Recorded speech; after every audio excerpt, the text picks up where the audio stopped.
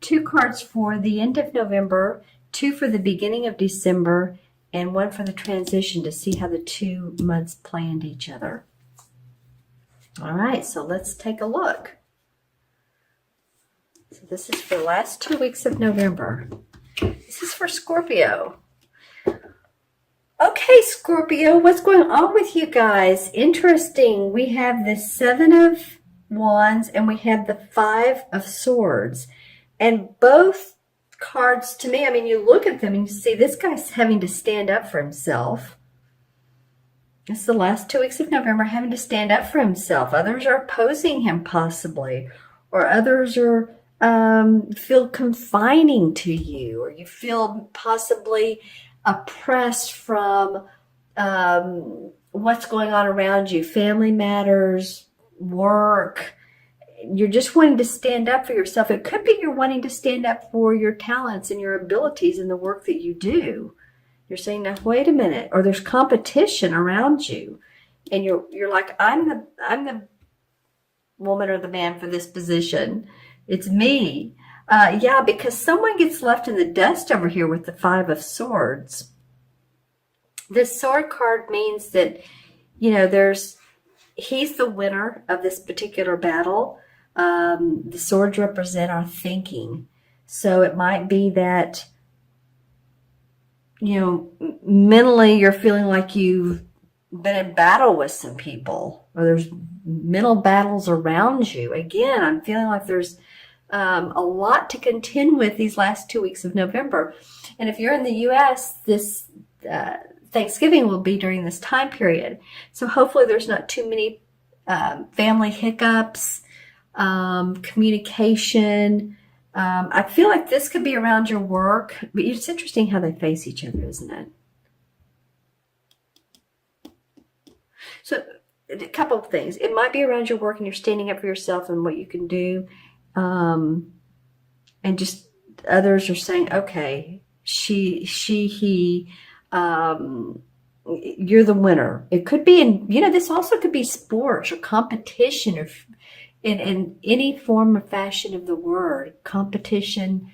If you play tennis, or are you, if I can get my words out, or if you are, on a bowling team, let's just say, but it can also mean literally feeling superior to others as well. There's some definite competition and feeling like, you know, I need to take care of myself type of feeling. And possibly your family, what's going on around you. Okay, interesting for you guys, Scorpio. Let's see. Oh, and happy birthday to those of you who are still having birthdays. This is for the last 2 weeks, so until what, November 21st or 2nd? No, actually I want to look at December 1st. Well, December looks different. Let's just say we have another sword card, but we have the King of Swords and we have the 6 of Pentacles. So I'm looking at how these line with each other. You know, the 6 of Pentacles is very much the generosity card. Feeling generous with your money, feeling generous with your energy, your time, giving to others. He is holding the scales of balance of, well, you might want to say Libra, but it's the scales of balance. So there is justice. And letting his coins fall to people that need. It can be that sometimes, you're in a giving mode and you're seeing someone by the side of the road that's asking for a handout, and you just feel like, you know what, I feel grateful for what I do have and I'm generous today, and here's a couple coins or whatever you give. If you're this person, I got a sense of someone feeling sorry for another. I don't know if someone has empathy for you and they want to support you, and I don't mean just with their money, but they just want to support you as a person because you are who you are. And sometimes I think you don't express what you need sometimes, Scorpio. I think sometimes you do. Yeah, because here's the King of Swords, which has to do with, analytical decisions made. But I want to go back to that. And I think sometimes you don't. But you are a water sign for sure. But you are, as a water sign, I think you tend to hold back your feelings a little bit more than some of the other water signs. Just saying. I don't know why that's coming to, maybe it's just a factoid about, Scorpio, but I'm just saying you guys are so intuitive. But I feel like, Cancer expresses their emotion and Pisces expresses themselves. All three of you signs are intuitive, but they tend to do that. So, maybe needing to express yourself. This King of Swords, this would be an air sign, Libra, Gemini, Aquarius, Sun, Moon, or Rising. It could be a man or woman. And when I look at this king, I also got the feeling of balance and justice, and then here it is here. So there's something that's going to play out. Maybe this has been these issues here are going to play out and turn out better than expected. It could be. And there's fairness in that. Let's see what else do these cards denote. This, of course, is Pentacles. That could be about your money. It could also be about your health, taking care of your health. Maybe someone gives you some friendly advice of a chiropractor to go to, or, it can be about that. And this guy is, he's been the type of person in life who's a professor. He's very analytical. He's very, thinks a lot. And he's about justice. Professor, he can be a doctor, someone who's logical oriented. So let me know who this person is. They may just be there as a partner, as a father, as a mentor, as a friend. Let's see what the transition card is for Scorpio. The Page of Swords. Not like you didn't have, plenty of swords here. So now we have three. We have the King, the Page, and the 5. Well, it's interesting, the transition cards, this Page of Swords, he just kind of cuts through the BS. He just really does. He's a young dude. And the pages bring news, or they're there to make things happen swiftly. This can represent a child, children, your own children, your grandchildren, friends' children. So maybe there's an air sign child in your life and you're, having issues with. But it can also represent with this little bit of, and I don't even want to say turbulence, but something going on up here that's requiring your action or your thoughts, your suggestions, your input. I feel like you just want to cut through the BS. This could represent an air sign, like I said. So in doing so, it's like, okay, let's get to the point. Let's be generous. Let's be calm and analytical about things. Come on, people. Let's just settle down and let's just take a deep breath. And then we can reason out what needs to be done, what needs to be worked out. I have the feeling to pull one more card. I looked over at my crystal. I thought, well, my crystal would normally come next, right? I will look into this one for a chakra color, and then into my larger one for additional messages. But I have the need to pull one more card. I want to do that. And it wants to be this top one. The Queen of Wands. Okay, interesting. And the King of Swords. Well, we have, what's funny is we have the sword here guy that feels like he's, had to be in battle. But then we have the King of Swords and stuff like, calm down a little, calm down. And then we have this having to stand up for yourself. And then we have this Queen. The court cards resonate the essence of mastery, especially the King, but the Queen also has this essence. So it might be that, you'll feel your how to work things out creatively and analytically. Okay. Interesting. All right. So let's take a look at this crystal. First, I'm going to look for a chakra color that you all maybe can work on or that comes up for you. Okay. A couple. Okay. So red. Interesting. Well, red is the first chakra. This has not come up, and you're like my 10th sign. Staying grounded, Scorpio.